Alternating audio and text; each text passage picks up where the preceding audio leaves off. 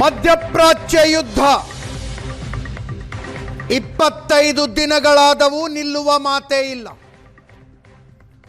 ನಿನ್ನೆಯಷ್ಟೇ Donald Trump ತಮ್ಮ social media ಪೋಸ್ಟ್ನಲ್ಲಿ ಮುಂದಿನ 5 ದಿನಗಳ ಕಾಲ ದಾಳಿ ಇಲ್ಲ, ಇರಾನಿನ ತೈಲಾಗಾರಗಳು ಮತ್ತು ವಿದ್ಯುತ್ ಉತ್ಪಾದನಾ ಕೇಂದ್ರಗಳ ಮೇಲೆ ಅಂದರು. ಇವತ್ತು ದಾಳಿ ಮುಂದುವರೆದಿದೆ. ತೈಲಾಗಾರಗಳು ಮತ್ತು ವಿದ್ಯುತ್ ಉತ್ಪಾದನಾ ಕೇಂದ್ರಗಳ ಟಾರ್ಗೆಟ್ ಆಗಿರುವ ಮಾಹಿತಿ ಇನ್ನೂ ಇಲ್ಲ.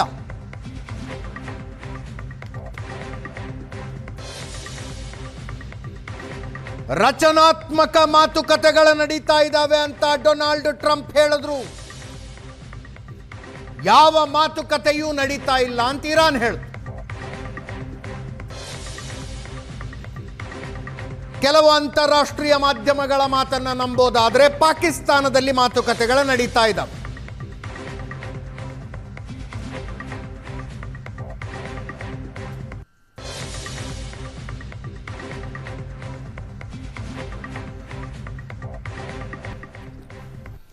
ನಿನ್ನೆಯಷ್ಟೇ ಲೋಕಸಭೆಯಲ್ಲಿ ಮಾತನಾಡಿದ್ದ ಪ್ರಧಾನಿ ನರೇಂದ್ರ ಮೋದಿ ಇವತ್ತು ರಾಜ್ಯಸಭೆಯಲ್ಲಿ ಮಾತನಾಡಿದ್ರು.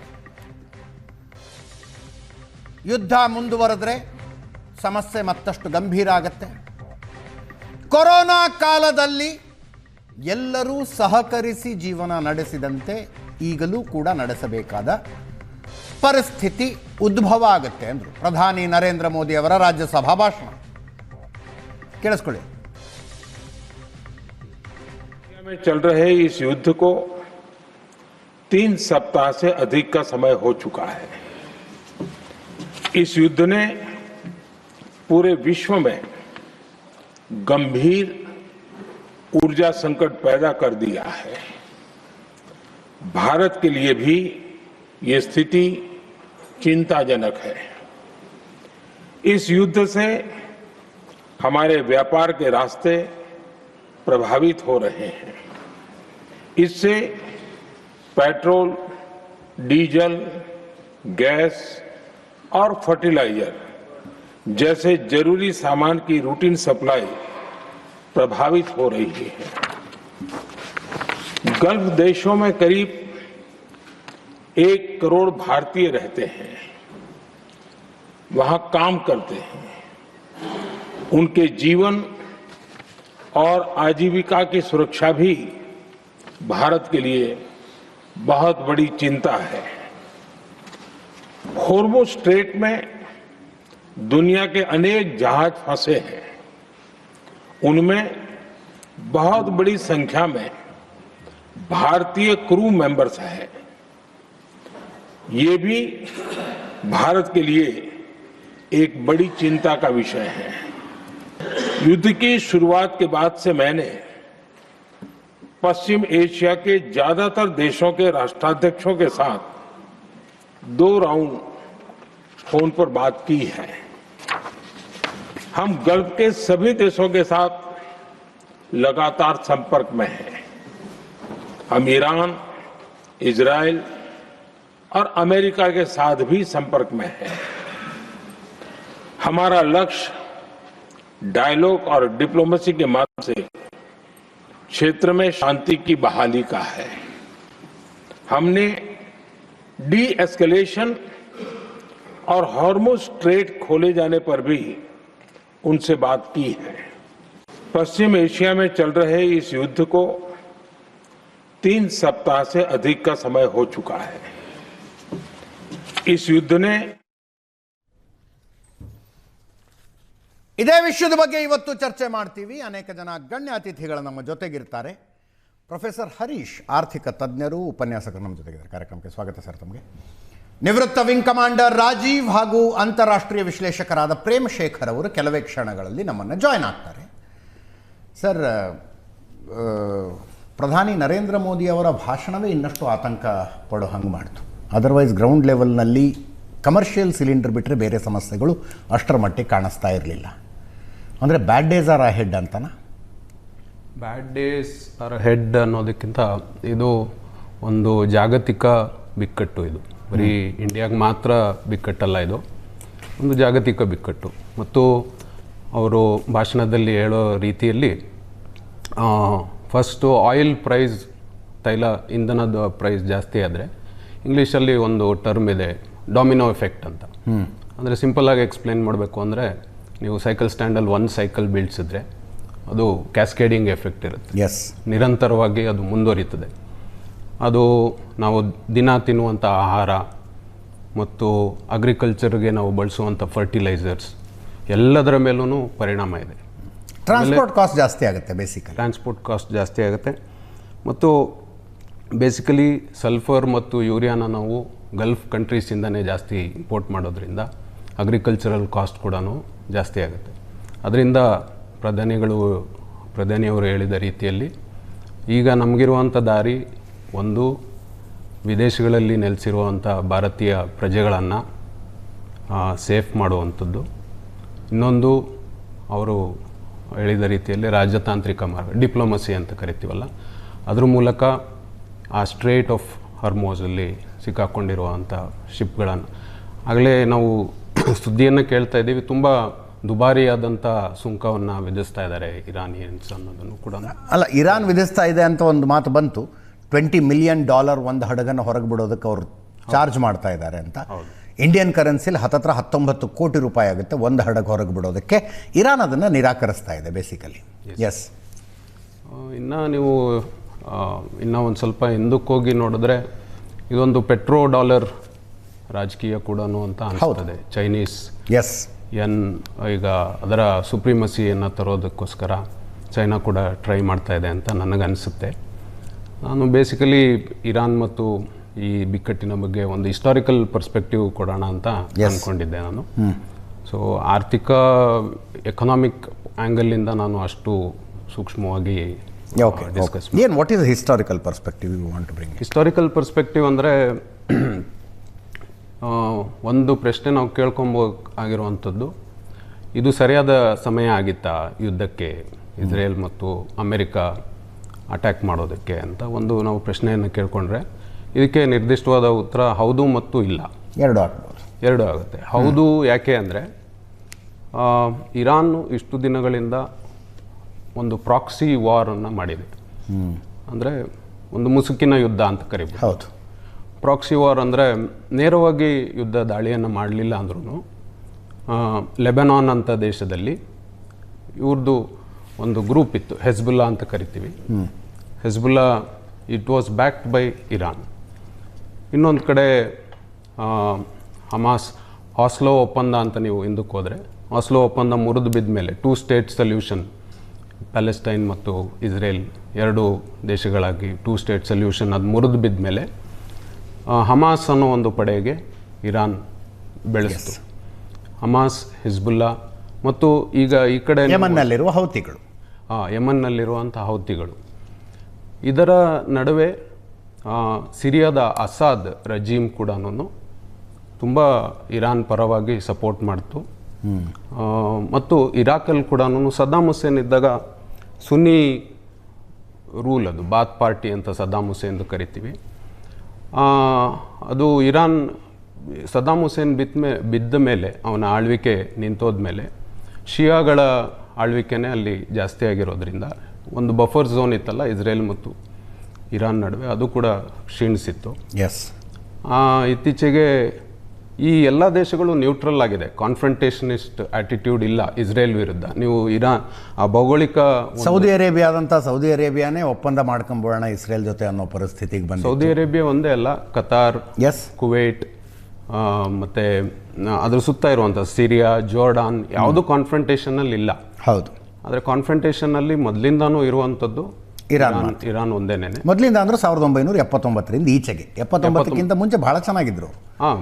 ನಾನು ಅವಾಗವಾಗ ಅಂದರೆ ತುಂಬ ಜನರಿಗೆ ನಂಬೋದಕ್ಕೂ ಆಗೋದಿಲ್ಲ, Tel Aviv to Tehran direct flight ಇದ್ವು. ಹೌದು. 79ಕ್ಕೆ ಮುಂಚೆ ಇಸ್ರೇಲಿನ ಜನರಿಗೆ ಫೇವ್ರಿಟ್ ವೆಕೇಶನ್ ಸ್ಪಾಟ್ ಆಗಿದ್ದದ್ದು ಇರಾನ್. ಹೌದು. ಅಷ್ಟು ಆತ್ಮೀಯತೆ ಇತ್ತು ಎರಡು ದೇಶಗಳ ಮಧ್ಯೆ. ಪ್ರೇಮ್ ಶೇಖರ್ ಹಾಗೂ ರಾಜೀವ್ ಅವರು ಇಬ್ಬರು ಕೂಡ ಜಾಯ್ನ್ ಆಗಿದ್ದಾರೆ. ರಾಜೀವ್ ಸರ್, ನನಗೆ ಈ ಯುದ್ಧ ನೋಡ್ತಾ ಇರುವಾಗ ಅನ್ನಿಸ್ತಾ ಇರೋದು, ಯುದ್ಧ ಯಾವಾಗ ಆರಂಭಿಸಬೇಕು ಅನ್ನುವಂಥದ್ದು ಬಹಳ ಟ್ಯಾಕ್ಟಿಕಲ್ ಆದ ಡಿಸಿಷನ್ನು, ತುಂಬ ಯೋಚನೆ ಮಾಡಿ ತೆಗೆದುಕೊಳ್ಬೇಕಾಗತ್ತೆ. ಹಾಗೆ ಯುದ್ಧ ಯಾವಾಗ ನಿಲ್ಲಿಸಬೇಕು ಮತ್ತು ಹೆಂಗೆ ನಿಲ್ಲಿಸಬೇಕು ಅನ್ನೋದು ಕೂಡ. ಯುದ್ಧ ಆರಂಭ ಮಾಡೋದು ಈಸಿ, ನಿಲ್ಸೋದು ಕಷ್ಟ. ನಿಮ್ಮ ಪ್ರಶ್ನೆ ನನಗೆ ಸರಿಯಾಗಿ ಕೇಳಿಸಿದೆ ಅಂದ್ರೆ ಯುದ್ಧ ನಿಲ್ಸೋದ್ ಕಷ್ಟ ಅನ್ನೋದು ತಮ್ಮ ಪ್ರಶ್ನೆನ ಹೌದೌದು ಸರಿಯಾಗಿ ಕೇಳಿಸ್ತಾ ಇಲ್ಲ. ಹಾಗಾಗಿ ಹೌದು ವಿಂಗ್ ಕಮಾಂಡರ್ ರಾಜೀವ್. ಓಕೆ, ನೋಡಿ, ಈ ಯುದ್ಧದನ್ನ ನೋಡಿದ್ರೆ ನಮ್ಗೆ US ನ ಒಂದು ವೀಕ್ನೆಸ್ ಕ್ಲಿಯರ್ ಆಗಿ ಕಾಣುತ್ತೆ. ಯಾಕೆಂದ್ರೆ ಒಂದ್ ಯುದ್ಧ ಗೆಲ್ಬೇಕಾದ್ರೆ ಯಾವುದೇ ಒಂದು ವೆಪನ್ ಸಿಸ್ಟಮ್ ಇಂದಾಗ್ಲಿ ಅಥವಾ ಸೈನಿಕರಿಂದಾಗ್ಲಿ ಸಾಧ್ಯವಿಲ್ಲ. ಓಕೆ, ಒಂದ್ ಯುದ್ಧ ಗೆಲ್ಬೇಕು ಅಂದ್ರೆ, ನಿರ್ಣಾಯಕ ಯುದ್ಧ ಗೆಲ್ಬೇಕು ಅಂದ್ರೆ ನಿಮ್ಮ ಹತ್ರ ಮುಖ್ಯವಾಗಿ ಇರಬೇಕಾಗಿರೋ ವಸ್ತು ಅಂದ್ರೆ ಲಾಜಿಸ್ಟಿಕ್ಸ್ ಸಪ್ಲೈ ಚೈನ್.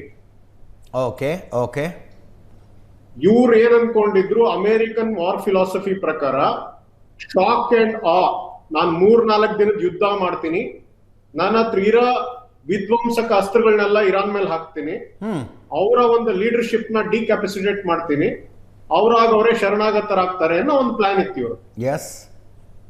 ಆ ಪ್ಲಾನ್ ಸಕ್ಸೀಡ್ ಆಗದೆ ಇದ್ದಾಗ ಇವ್ರ ಹತ್ರ ಪ್ಲಾನ್ ಬಿ ಇಲ್ಲ. They don't have a plan B to fall back on. Okay okay, ಆದ್ರಿಂದ ಏನ್ ಮಾಡಿದ್ರು, ಈಗ ನೀವು ಹಿಂದೆ ಒಂದು 4-5 ದಿನದಲ್ಲಿ Iranian missiles falling over Tel Aviv, Dimona ಎಲ್ಲ ನೋಡಿದ್ರೆ there is no anti air defence at all over Israel. ಇಲ್ಲ ಸರ್, ಹಂಗೆ ಹೇಳೋದಕ್ಕಾಗೋದಿಲ್ಲ. ಯಾಕಂದ್ರೆ there interceptor missile stockpiles are over. They are over ಅಂತೀರಿ ನೀವು? That is why they had to go in for this 5-day ceasefire, because they have to bring their logistic stores from 6,000 kilometre ದೂರದಿಂದ ಅವ್ರ logistic stores ತರಬೇಕು ಇನ್ನ.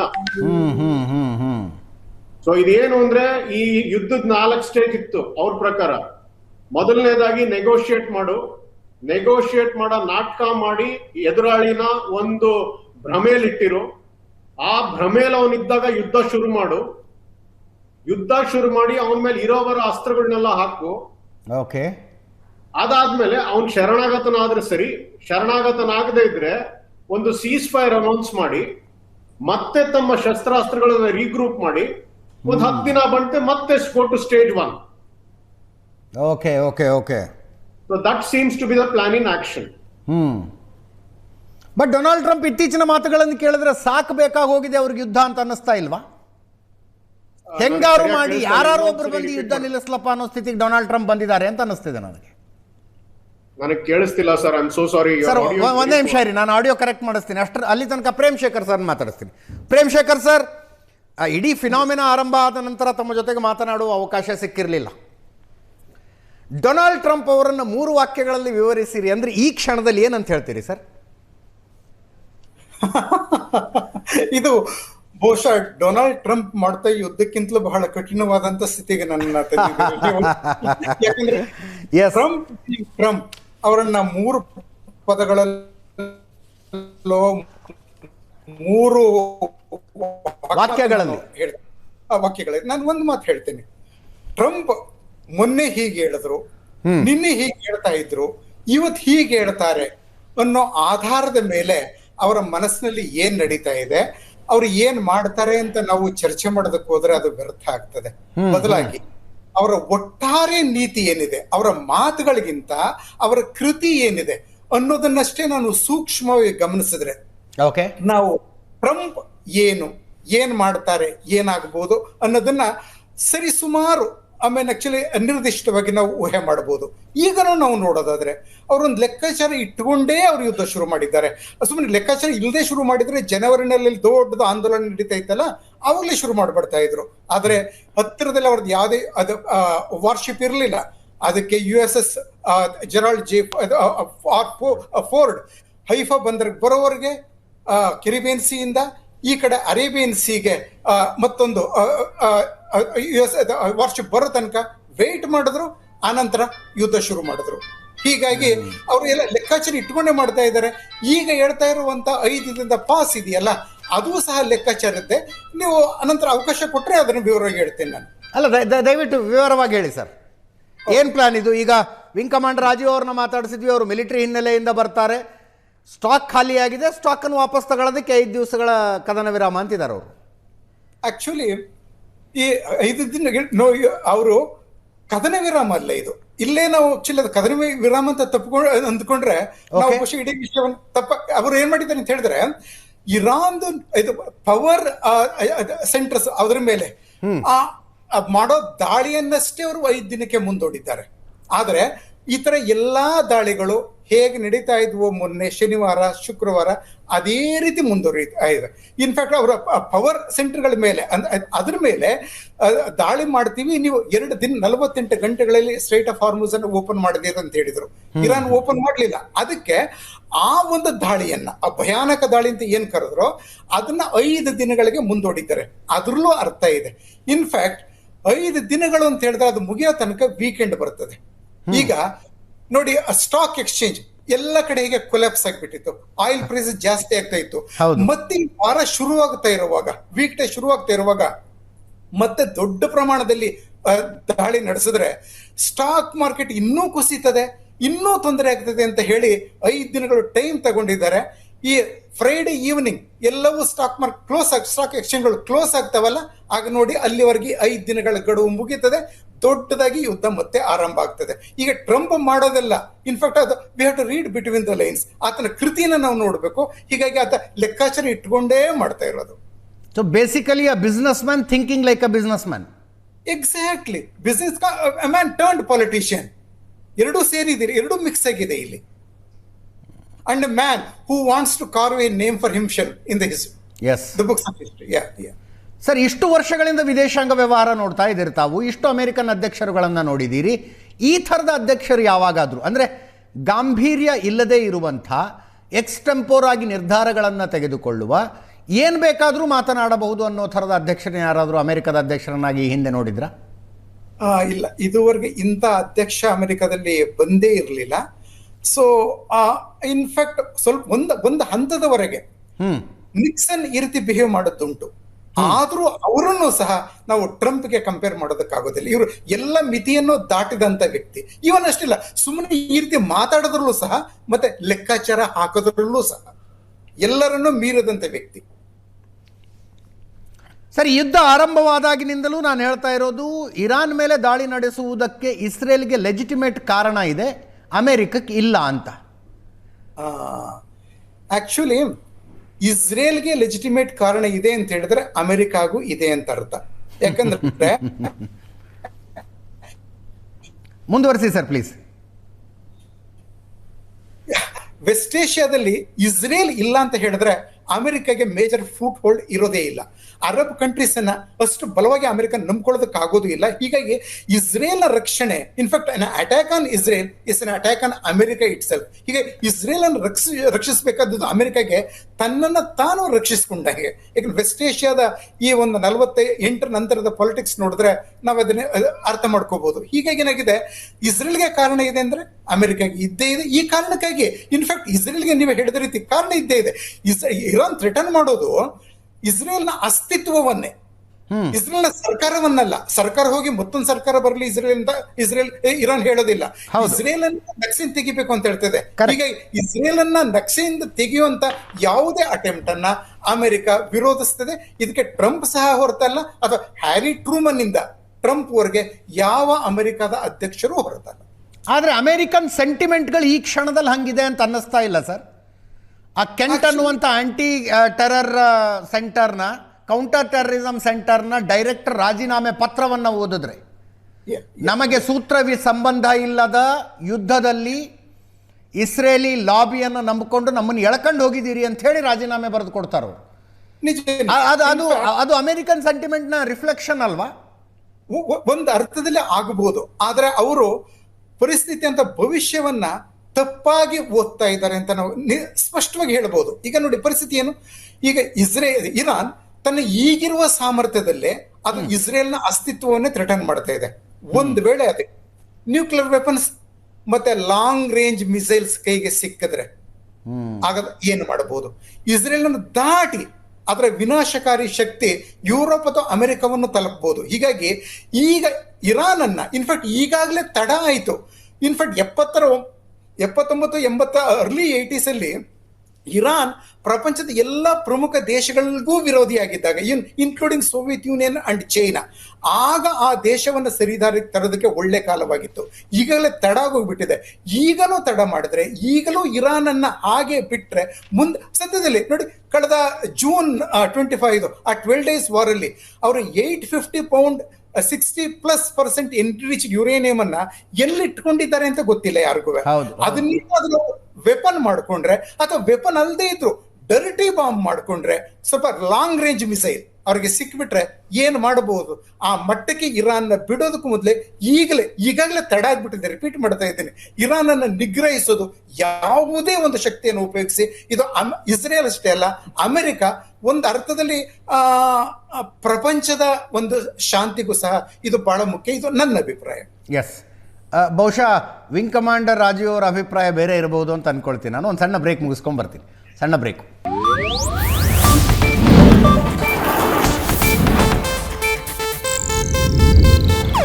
ಇದು Asianet news network ಪ್ರಸ್ತುತಿ.